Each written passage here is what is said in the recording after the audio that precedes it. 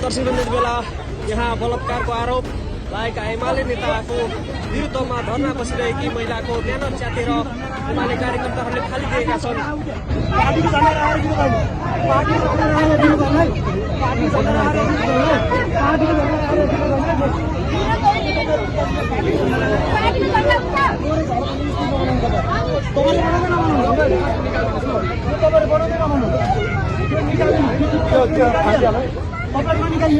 पार्टीको झन्डा उठाऊ, पार्टीको मान्छेले गरेको भए पार्टीको नलागेर तेरो बाउको घरको लिएर राख्नु, पार्टीको मान्छेले गरेको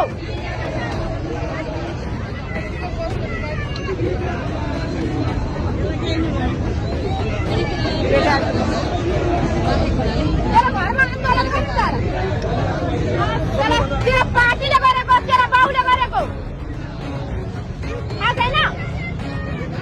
तेरो बाउले तेरो दिदीबहिनीलाई गर्यो भने के गर्छ? अपराधी बलात्कारीको पार्टी यहाँ आएर बल गराउँछन्।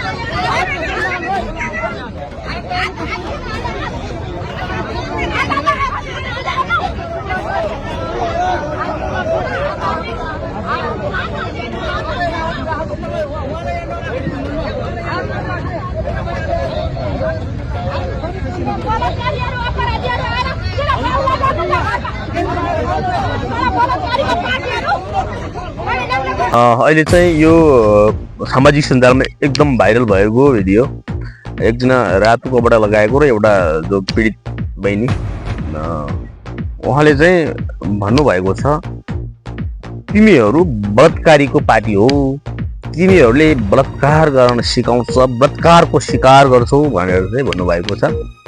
यो सत्य नै हो। किन भन्दाखेरि यो केपीको र शेरेको सरकार हुँदाखेरि ज्यादादी मात्रामा बढिरहेको बलात्कार हो कि ज्यादादी बलात्कार पछाडि हत्या भएको यो काण्ड ज्यादादी बढेको छ। त्यो भएको कारणले म के भन्दछु भन्दाखेरि उहाँ दिदीले जे भन्नुभएको छ ठिक भन्नुभएको छ।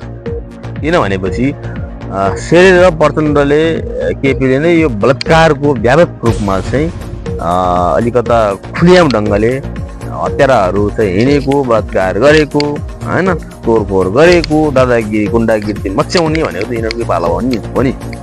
अब हेर्दै जानु होला नि सरकारको पालामा के हुन्छ।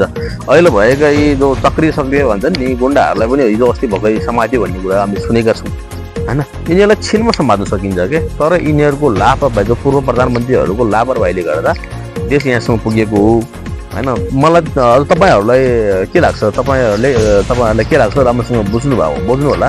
अहिले चाहिँ हाम्रो यो पूर्व प्रधानमन्त्रीहरू 3 जना जो प्रधानमन्त्रीहरू थिए उनीहरूले चाहिँ कस्तो गर्यो भनेपछि आएको बजेटलाई पनि आफ्नो गुन्डातर्फ अनि हिरोनीतर्फ रेखा थापालाई पाल्ने, यो जस्तै ज्योति मगरलाई पाल्ने, अझ यिनीहरू त अहिले सिद्धिसके हामी क्या, यिनीहरू चुक्त भइसकेको मान्छे हुन्। अब ब्याकग्राउन्डमा चाहिँ अझ भित्री रूपमा हेर्ने भनेपछि यिनीहरूको त कलिला नानी बहिनीहरूलाई पनि राखेका छन् कि पालेका छन् यिनीहरूले, होइन।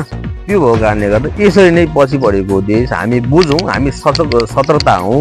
नयाँ सरकार आएको छ, युवाहरूले सरकार देश चलाउन खोजिरहेको छ, चलाउँदैछन्, होइन। साथ सपोर्ट दिउँ, परिवर्तन खोजौँ कि कति दिन हामी देश विदेशमा झोलाकुम्ला बोकेर हिँड्ने, होइन। हामी यसरी बुझ्नतर्फ चाहिँ जाउँ, तर कोही पार्टीको पिछा परेर झोला समाएर अलिकति केही पाउँछ भनेर आफ्नो फाटोलाई मात्रै नदौडौँ है भन्दछु म चाहिँ।